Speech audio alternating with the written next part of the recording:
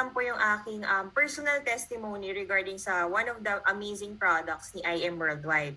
So this is my amazing pure organic barley testimony. Ayan, so konting background lang po before po ako ma-introduce dito sa business. Isa po akong nurse graduate before and yan po, marami po akong pinasok na trabaho. Nag-ano po ako call center for 3 years, nag-sales, nag-try din po akong mag-extra-extra sa TV, tapos nagbenta ng condo, and last naging work ko po sa Globe Telecom. So, 7 taon po ako naging empleyado, jumping from one career to another. So, paiba-iba po yung trabaho ko.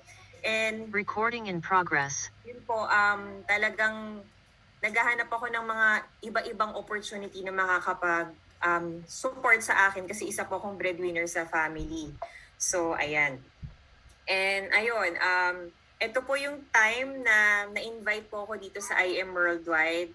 Actually, before, hindi ako into this type of opportunity. So, hindi ako masyadong believer ng network marketing. Pero dahil itong angel ko na nasa left, si Ate Serdi, siya yung kumulit sa akin para umattend ng gantong opportunity po. It took me a 1 month bago umattend, pero yun, hindi ako nagsisi nung napakinggan ko yung business opportunity. And sumali din po ako on the spot. So, actually, ang inabil ko pong package dito talagang naintindihan ko yung pinesend, katulad ng pinesend kanina ni Mentor Christian, inabil ko yung highest package, yung Jade. Kasi sulit na sulit siya. Nung time na yun, wala akong pangpuhunan, pero ginawan ko lang din po ng paraan.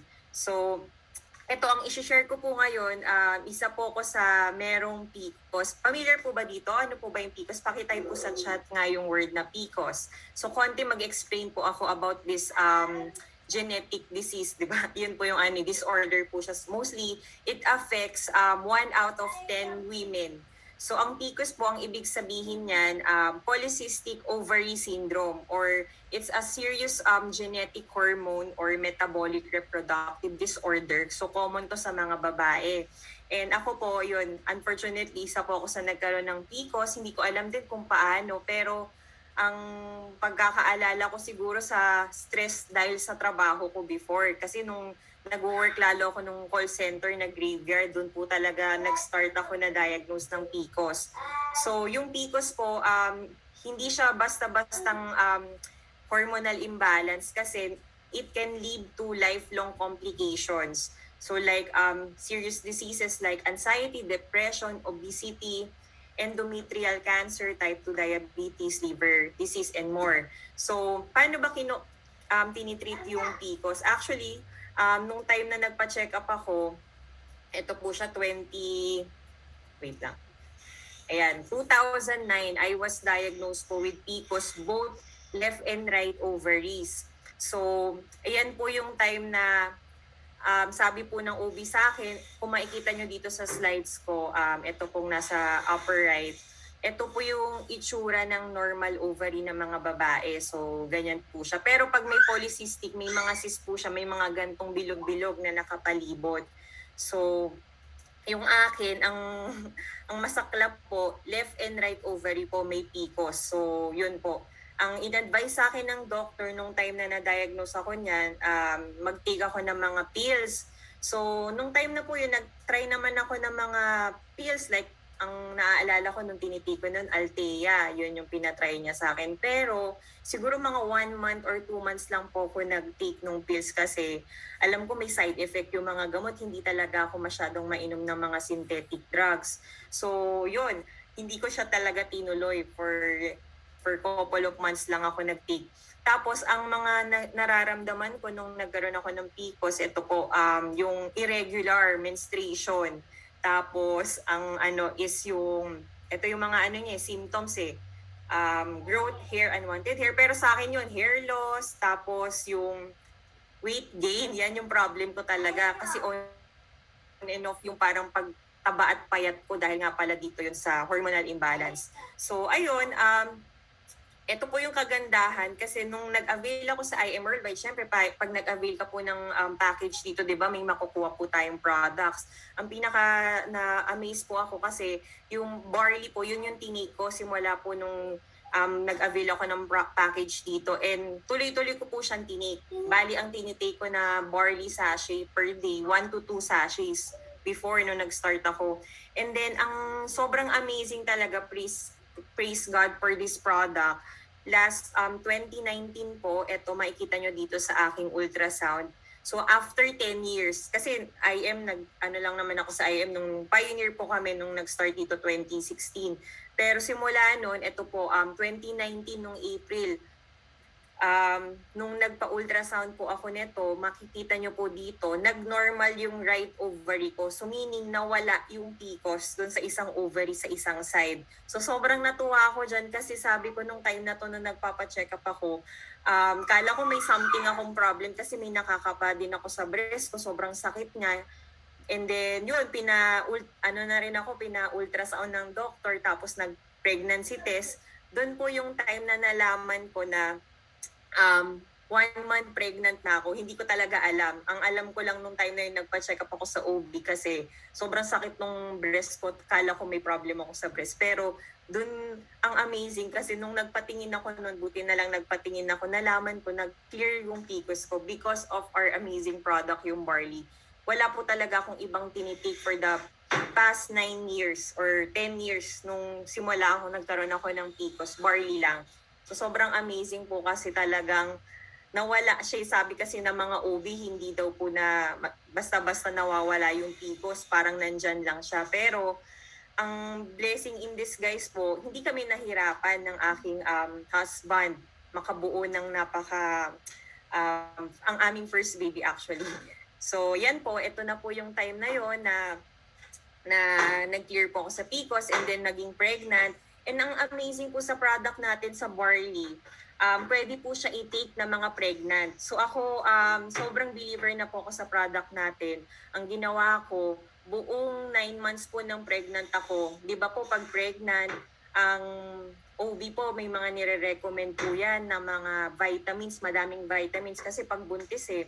So yung mga iron, vitamin C, calcium. Pero umuulang ako sa OB tapos pag uwi ko, ang tinitake ko po talaga na vitamins, wala pong synthetic. Kasi sabi ko ayoko na ng synthetic simula nung naintindihan ko kung gaano kaganda ang barley at 100% pure organic siya. So ang tinake ko lang po nung time na yon, barley. Nung buntis ako, ang tinitake ko yata na sachets, that's 3 to 5 sachets per day. Kasi ang ano talaga, for me, gusto ko talagang maging healthy yung pregnancy ko at yung baby. So yan po yung ginawa ko nung 9 months akong pregnant. And sobrang blessing po kay Lord talaga kasi napakaganda nung pregnancy na 9 months na journey ko, wala akong naging problem. So ayan po, nung time na nanganak na ako, actually hindi ako nag-normally kasi 14 hours po ako nag-labor. So emergency cesarean po, CS agad ang nangyari. And then ito na po yung pinaka talagang aming blessing na natanggap because nakatulong tong product natin. Ito po yung aming firstborn, si Alpha, si aming baby barley na si Alpha. And then ito, another testimony po nung, kasi pag syempre general operation din, 'di ba? Major operation po ang cesarean. So nung time na yon, grabe po, sobrang sakit talaga nung tahi ko. Sabi nga nila, mga usually 1 week yan, more than a week. Confine ka, hindi ka pa pwede ma-discharge kasi nga yung sugat. Pero nung time na pwede na akong mag-take ng liquid, ang unang-unang hinanap ko po doon sa asawa ko, sabi ko, babe, timplahan mo na ako ng barley, kailangan kong lumakas at makarecover kasi gusto ko na makalabas agad ng hospital. So yun po, ito makita nyo po sa picture. Yan po pwede rin po to sa mga operated, mga nag-undergo na mga operations. Ayan, mas mabilis po yung recovery. So ang ganda po ng barley talaga, napatunayan ko siya nung time na na-opera ako ng CS kasi after 4 days, nakatayo na ako. 3 days yata, 4 days, nakatayo na ako. And then medyo lumakas na po yung aking talagang pangangatawan niyan. And na-discharge ako 4 days yata. So talagang nagulat din yung doctor ko na ang bilis ng recovery ko dun sa operation. So yan po talaga yung nagustuhan ko dito sa IM, isa sa pinaka nakatulong sa akin itong product natin na barley. And kaya ko po to share kasi marami po sa mga kakilala natin, baka may mga kakilala po kayo na may gantong pinagdadaanan. And especially po pag PCOS, marami po pag may PCOS yung iba, talagang hirap po mag-conceive ng baby. Pero dito po sa IM Worldwide, napakadami pong testimony na may PCOS, may mga problems sa infertility na tulungan po ng product. So why not po talagang paniwalaan po natin na napakaganda nito. And ito, yun nga, after ko manganak, ito na po yung baby ko. So tuloy-tuloy po yung journey sa pag-take ng product kasi hindi, ito naman yung naging next challenge ko nung nanganak po ako. Yung baby ko po, hindi talaga siya naka 100% full breast milk sa akin kasi mahina yung milk ko nung time na to eh. Pero, thank God, ang barley, very safe po siya sa mga babies natin. So, I think yung time na pinatay ko si Alpha ng barley, mga 2 months, 3 months yata, hinahalo ko po dun sa formula. Kasi sobrang konti talaga ng milk ko eh. Eh nangangayayat na siya, sabi ko, haluan ko kaya to ng barley. Hindi rin to alam nung pedya ko, pero sabi ko, ang barley naman kasi gulay lang po siya, so wala siyang harmful effect kahit sa mga baby. And thank God, ito po siya ngayon. Sobrang healthy po. And talagang more than one year and a half na siya. Hindi talaga siya nagkakalagnat, walang ubo, walang sipon.